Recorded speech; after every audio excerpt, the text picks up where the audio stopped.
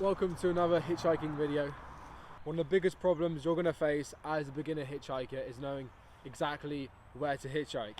But through hitchhiking, you'll develop an intuition of what makes a good hitchhiking spot. But before then, you're going to use this really helpful acronym that I came up with years of hitchhiking experience, traveling through over 50 countries.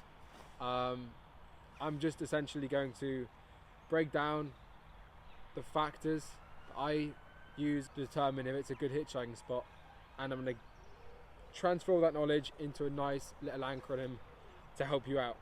So the acronym is this: lists. Just lists. 5 letters, and they each stand for something that I would use to help me determine if it's a good hitchhiking spot or not. So let's break it down. So the L stands for legal. Is where you're hitchhiking a legal hitchhiking spot? So you can think of this in different ways. Let's start with legal in terms of the country you're in.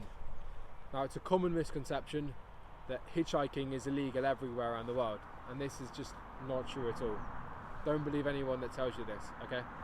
It's only illegal in 5 US states, 1 province of Canada, and it's considered socially illegal in parts of South Africa. Now, I won't go into the details of that, and I don't remember the 5 states where it is illegal off the top of my head. What I can tell you is, where you are, it probably is legal. And when I've hitchhiked all around the United States, I hitchhiked in states where it was considered illegal, and I interacted with police there and they didn't have a problem with it. And I also hitchhiked in countries where it is considered legal, and I did have a whole heap of problems there. Tennessee, I'm looking at you. So, the United States is another separate entity, if we think of it in terms of hitchhiking laws. But generally, it is illegal to hitchhike. And the second way to look at it, right, is there are some countries where it is illegal to hitchhike because it's just merely an unsafe area. And we'll talk about that in a bit. So the I in lists stands for isolate the traffic. When you're hitchhiking, you need to be in a spot that isolates the traffic. In cities and in the big road infrastructure where you're hitchhiking, there are going to be people going in a gazillion different directions. Now, if you're in a city, they really are going to be going in a gazillion different directions. You take one given road, the traffic could be going straight up where you want to, but they could be going just down the road, they could be going left, right, up, sends up, they could be defying gravity, who knows where they're going, okay? So, of course, in the middle of a town, village or city, hitchhiking is not good. So you need to isolate the traffic, and what that means is going to a hitchhiking spot on the outskirts of a town.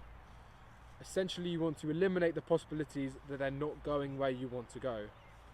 And to do that is, of course, hitchhiking outside of the city, hitchhiking or soliciting a ride where people are more likely to travel far. But essentially, just isolate the traffic. Hitchhiking past the roundabout as opposed to before it means that you catch the traffic that is going past the roundabout that could be going from a different road.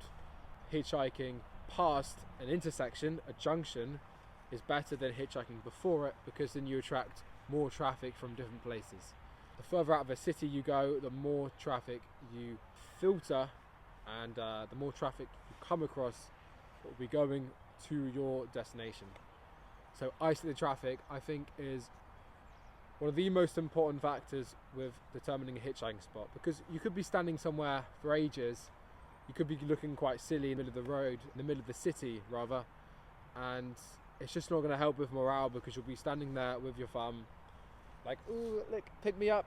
And I hate to break it to you, but it's not very helpful when there's traffic going in different places. So rather than looking like a right imbecile, we're going to hitchhike on the outskirts of cities and just attract the traffic where we want it to go. So the list acronym, we've gone through L, which is legal, I, which is isolate the traffic, and S, the first S, is space.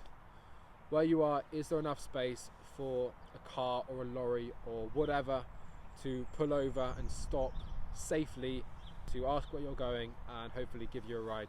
More often than not, you'll be in a good space where it's legal and you've isolated the traffic, but due to how the road is designed, there's just not enough space for traffic to stop. There are places where maybe there's not enough space for the traffic to stop, but because it's a local road, it's okay hitchhiking there. But if it's a busy road with lots of traffic, not having a space for cars to stop can be quite dangerous for them, and they just won't stop if it's not safe for them to stop. So there is a grey area here where there isn't really space for them to stop, but they will anyway because the traffic is slow or sparse. So the traffic situation can definitely help you. Maybe if there's a traffic jam, that can definitely help you as well. I had that in Bordeaux once. If possible, find somewhere with a good amount of space. Bus stop could be a good space, or somewhere where cars often come off the road. If there's skid marks, that's very good for us. We don't really want a high curb. If it's a low curb where cars can pull off quite nicely, that's a really good, helpful spot for us. It's not as important as isolating the traffic, I think, but if there's space for a car to stop, it's more attractive for them to stop, and they will more likely stop for you, which is what we want. We want people to stop for us when hitchhiking.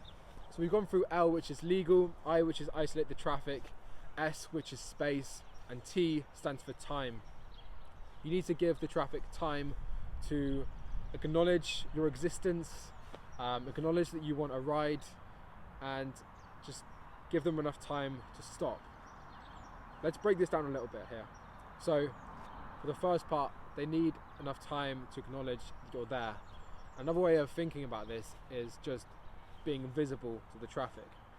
So if you're just past a bend or you're at the bottom of a hill, they're not good spots because the visibility is very poor. They don't have enough time to register you're there looking for a ride. To be honest, there have been times where I've been in a dangerous, precarious spot and the driver needs a quick decision to decide to pick you up, and that has helped tremendously in Germany, I must say. But don't count on it.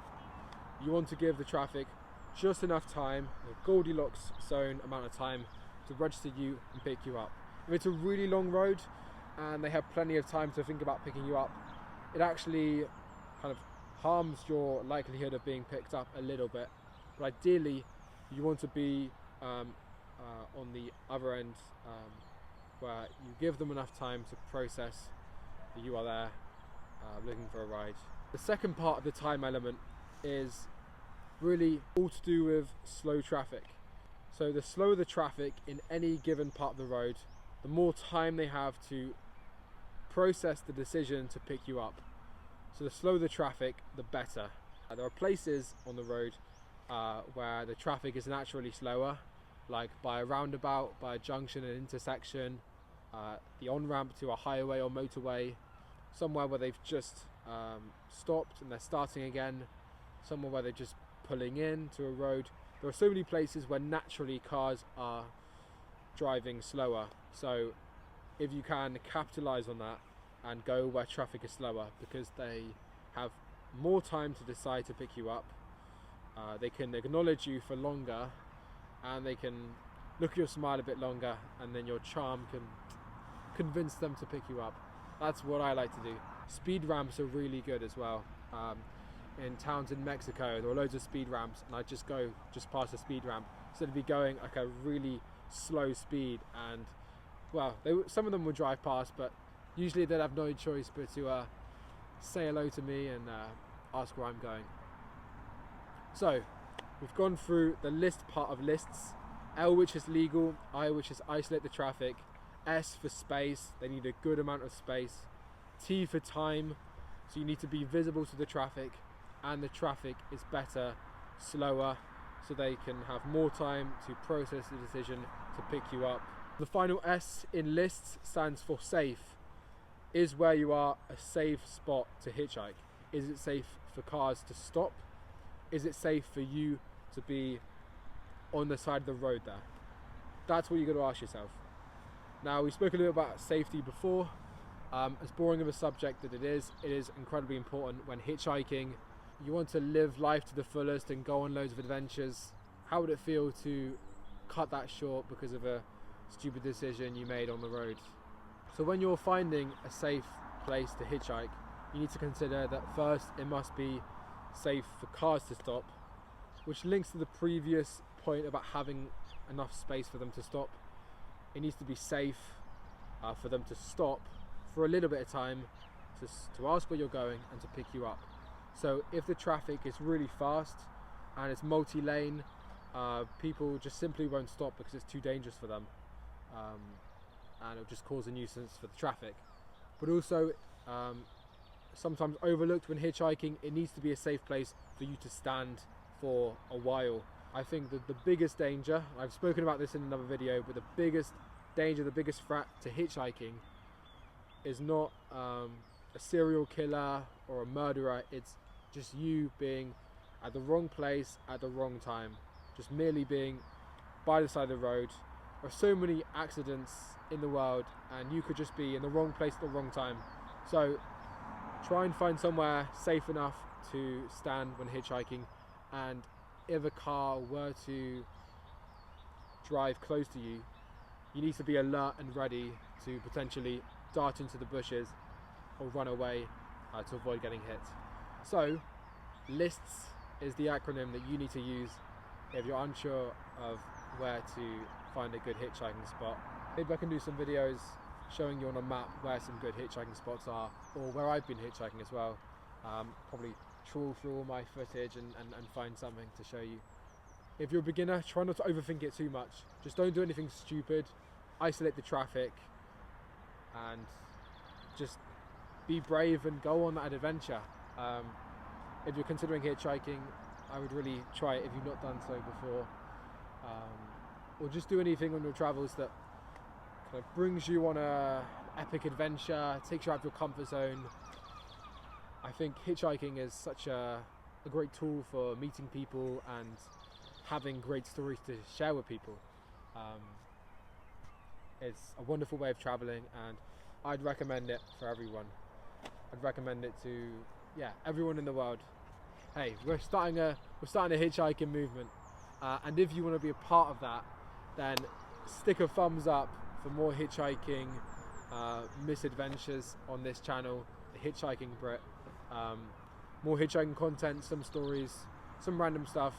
I don't really know, but if you're here for the ride, I am too. So thumbs up for the hitchhiking content and keep hitching.